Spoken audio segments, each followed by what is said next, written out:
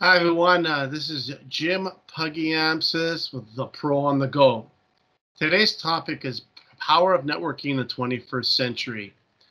It is a topic that I'm very passionate about and has led to a fantastic career in building many types of businesses here for the last 15 years.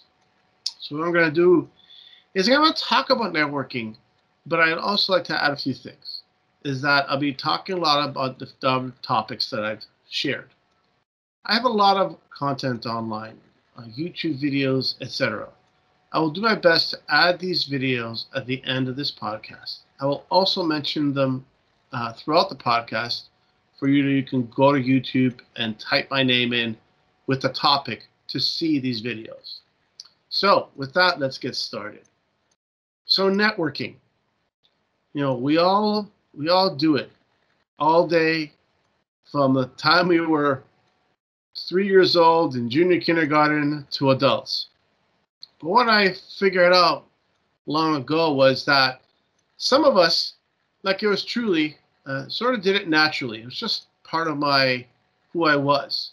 I like to talk anyways. I have a Greek background, so I like to talk, which is a good thing. But that comes with a caveat that you have two ears and one mouth, using proportionally, my mentor used to say. So for myself, like I said, I've always networked and talked to people. It wasn't very difficult for me.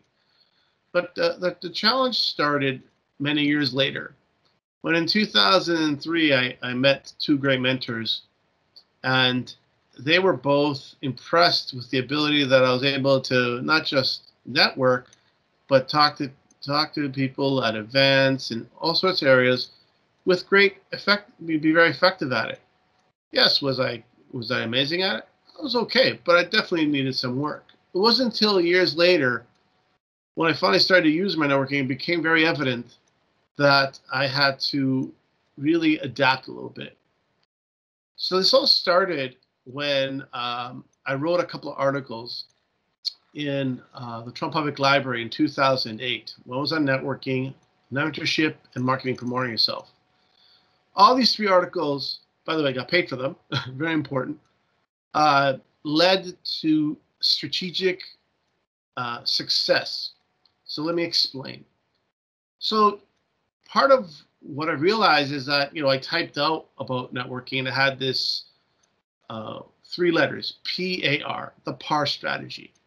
The reason the PAR strategy happened was because I was trying to find an easy way to explain to everyone how to network. So it was presentation, attitude, response. You do it over and over again. Okay, easy to explain. But how do you get people to actually do it? Well, this is where the fun began to really replicate what I was doing and have anyone do it. So I wrote the article, and then I started a speaking career talking about networking, mentorship, and other topics. Started with mentorship, and that began. And then I started a relationship with the Canada Job Expo. It's 10 years. A huge shout out to Sudhi Bukkaraji and the Canada Job Expo for giving the opportunity, because that's where this all started, where I did a talk at Centennial College, my alumni, woohoo. And I was in it. I was doing the networking, and like I said, if you type my name, Jim Puggyamsis, and networking on YouTube, you will see hundreds and hundreds of videos of me sharing on this topic throughout the years. And I urge you to check it out. There's some are very short. There's one specific one called Rethinking the Art of Networking I did with Pramod Sharma. That's a very short and sweet. It's about 50 minutes long, where you can watch. And what I realized is not people were understanding what I was saying, but were they doing it? And it became very evident that they were doing it, but they still struggled. So I had to figure out a way to sort of get people to really understand how to do it. So I did a number of things. I gave examples. I gave stories. I had a PowerPoint where I had a section where I used these acronyms. Now, the acronyms started, again, merely not to explain the situation, not to kind of be funny, honestly. But it became more funny than understanding the acronyms. So this was a little weird for me to have that. That's okay. So one of the acronyms I had is typers, talkers, and texters, the 3 T's. And it was an interesting part because, we live in a very different world. So I'm going to talkers, texters, and typers. And at that time, it worked. And, as I went on, I refined the presentation and just got better and better. Now, the Canada Job Expo, we did the event about 6 times a year. So every time I spoke on a topic, I got better. And I realized that the challenge is to get the participants to do it. So what I did is I became the engagement specialist. And one of my friends, Vito Marchesi, suggested this because he says you engage. So I began to engage my audience and let them network. So stand up and network. Immediately, it caused a reaction because they had to use it. And part of how we work is the minute we do something, we actually get the skill and work on it. So that really helped. So I kept doing it. Kept on more stories. Time went on. I wrote more articles. And it became apparent that it's just a process. Trust the process.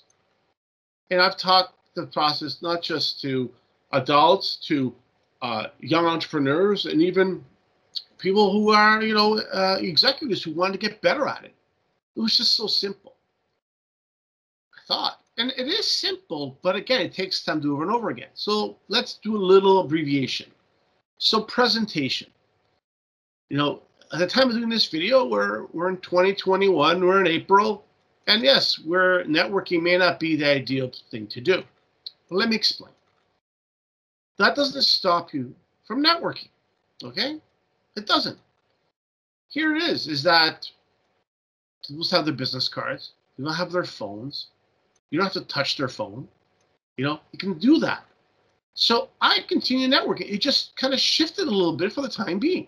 As a matter of fact, a couple of days ago, I got a business card from a gentleman that I'm working a special project on. And he's a real estate agent, but he also has another career. And it was interesting. He gave me his business card. I was the first business card I've gotten in like a year and a half. I was so excited. So that process still happens. And what I learned to say is don't get hung up on the business card. The most important thing is to have that mini story. So to have the short story, the 30-second, 1 minute, and the 2-minute story, and practice that. And what I find, the more you practice your intro, the better you become. And part of becoming a skilled networker is understanding when to use it, how to use it, and the appropriate time. Sometimes you only have a short period of time. So mine is, I don't seem the pro on the go. It's Jim. I'm a networker, author, podcaster, recent podcast, the pro on the go. Very short. If I need to go further, I have more time, I elaborate. I've written about the books I've written, places I've gone, people I've met, traveled all over North America, and expand. Part of that is my business card has 3 things on it. So I'm going to grab it right now quickly. Oh, we got it. So my business card has 3 things on it. It says learn, speak, and socialize. Okay. Now, why the business card's important, it's opening the door.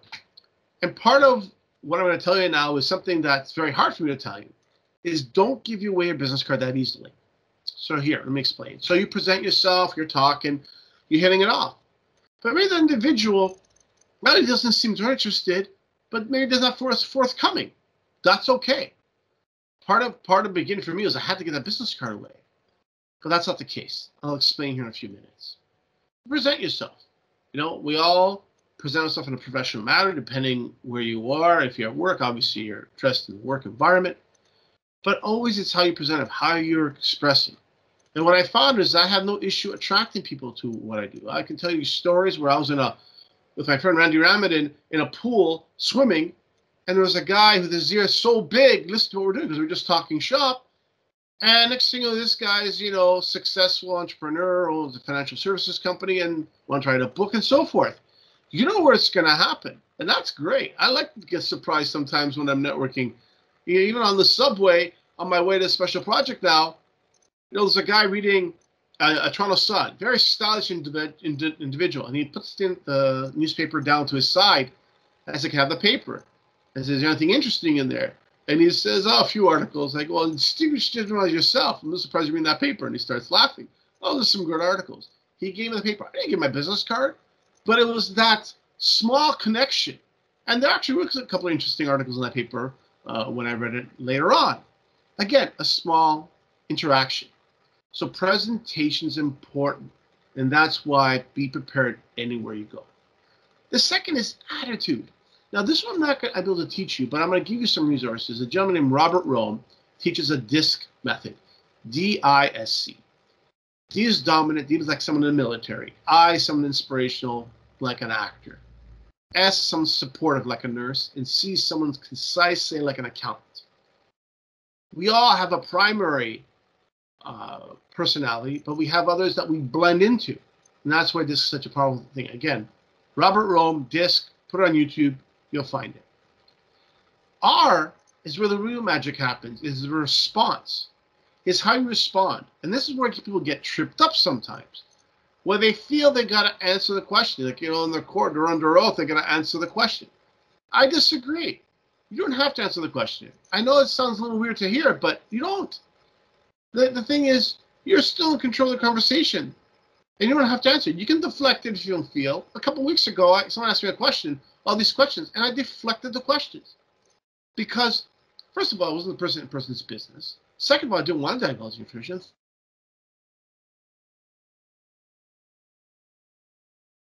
So, again, say in an interview, everybody gets frozen when they're in an interview thinking they have to answer the questions. No, you don't. You can take a deep breath, and if you can't, deflect it and do it again. There's lots of things like, this is the thing. You're still in control. You're not in the mercy of the individual. So part of the PAR system is an ongoing refining way to do it. That's why I watch the Rethinking the Art of Networking. Watch the rest of the videos that I'm going to suggest, and you'll see it just over and over again, and you'll get really good at it. Another tip I want to give you is I was speaking at an event years ago for the city of Toronto, and these two lovely millennials in the front row, completely not interested in what I was talking about. They were there, just completely not interested in what I was talking about. Until one sentence changed the whole scope of their lives and my lives. I said one thing. I said the individual has to earn your card. And the women all of a sudden paid attention. Why this all started was this card is your card. And it means something to you, but it has to mean something to the individual. This is a huge aha moment that I had for years and for now for years to come. And some of that look at my card as, it's $1, whatever, 50, 20 cents I'm giving away. But that 20 cents has to be valuable. Believe you me, there's some of my original cards sitting on fridges of some people that I know. I've called my original card, which is really flattering and really humbling that my original card is on a fridge or someone's wallet right now. Why? Because I made an impact. So part of this networking is over and over again. The last part I will talk about is the relationship. This is going to be a longer answer, but I'm going to end it here very shortly, and then I'm going to have another talk about follow-up and follow-through. But let me just set the stage. So you put all this time networking and building a relationship to get this card. What's next? What are you going to do next? Well, there's a couple of things you got to do. I believe that you got to put value in the relationship. And the meaning by this is it going to be a long-term relationship, short-term? You don't know. That's going to take time. And that's okay. But I realize is the quicker you can kind of figure that out, the better. So are you going to connect on LinkedIn? Send them a message. Nice to meet you. Was there anything during the conversation that came up that you promised them that you can send the individual? Did they promise you anything? Was there anything that came up that can continue the conversation? Part of being a skilled networker, realizing not just at the moment, but later on. This is why our phones are so important, where we can make notes. Many of my friends, my business partner, he makes connections right there and there and using a QR code, which has been its own interesting experience from yours truly. But at the end of the day is how you can do that presentation. A good friend of mine is Eric Swanson, the Habitude Warrior out of San Diego. He said to me a massive aha moment that I had about 2014 when he was here in Toronto. He said to me, you got to lead people through the process. I said, lead people through the process. Meaning, you got to tell them. You got to lead them through the process. I'm going to click you on LinkedIn. Please accept. Sometimes you can do right in person. A couple of days ago, I met a gentleman. He collected me on LinkedIn right when I spoke to him. Well, I got on my phone. I opened up and accepted the invitation right there. Why? Because you bring value to that to that connection right there and then. So, as I said, this strategy is moving forward. Some contexts may not be that way, and that's okay. You're not losing out. But part of being a networker and becoming an elite networker is continuing the process. That's why I have the saying, trust the process. And I'll probably say that a lot to you throughout this podcast, because it is. You have to keep it going. How did I become as good as I became? Oh, let me tell you. There was lessons along the way. A lot of lessons. Yeah, there was some failures, but you know what? That's okay. You will maybe fail. But that's okay. Part of understanding this process is not just learning, but I've read many other books on other networkers. A lot of women talk about networking. I think women have an advantage on networking. They have that sixth sense, which I think is good, is great. Men a little differently, and we look a little different through a different lens, and that's okay. But I really feel that if you really want to build your business, your connections, you have to start from the point of why you're doing this and how you're going to go forward. And the minute you have a little bit of a plan, it makes things easier. So in retrospect, the pro on the go is about you, the pro, constantly on the go. But you will take time in the middle of that journey from the pro on the go. So when you're on that means that's the middle part. That's the hyphen in between. Where are you going to do the work? Where are you going to follow up? Enter people into your contacts. Did they answer that you want to put them on your email list? All these little things have to happen. And in future episodes, I'll get more into that aspect. But the reason I want to mention it now is the fact that it's important to lay the groundwork now. So as you go through the process and you begin to follow this podcast, by the way, please subscribe to this podcast. Greatly appreciated. And you will find those pieces. And in due time, you will watch some of my YouTube videos and you'll see that I say the same things over and over again, maybe a little differently, a little story. Because the point is the pro on the go is a starting point for you to grow. No matter what time period we will come back. You will be going to events. You will be meeting people. I'm working a special project here for the next 7 months. I have already made some great connections. I haven't thrown my card to it. I throw my card to maybe one or two people. That's it. Because I don't need to. Not because I have that ego. No, it's because every relationship is different. So my challenge is this, and I'm going to have a challenge for everyone that's watching this or listening to this, is go out and in the next 7 days, meet 5 people. Meet 5 people. You can do it. It's very simple. If you're saying to yourself, 5 people, oh my God, 5 people. That's 7 days. You get 2 days off, 5 people. And the challenge is to bring retrospect, and I just want to tell you this. I want you to do it. And I know you can do it. Even if you feel that, this and that, watch the video, listen to what I'm saying, watching, Rethinking the Art of Networking a few times. Watch some other videos on YouTube and keep going. Talk to one of your close community friends about it. Hey, what's this guy, Jim, on this podcast? What do you think? Can we go together? Can you have a sidekick? Of course. Sure. Have a sidekick. It's great. So do that. And then just monitor how you do in the process. And that's how you get started. Trust the process. The PAR system works. You have to evolve in utilizing it.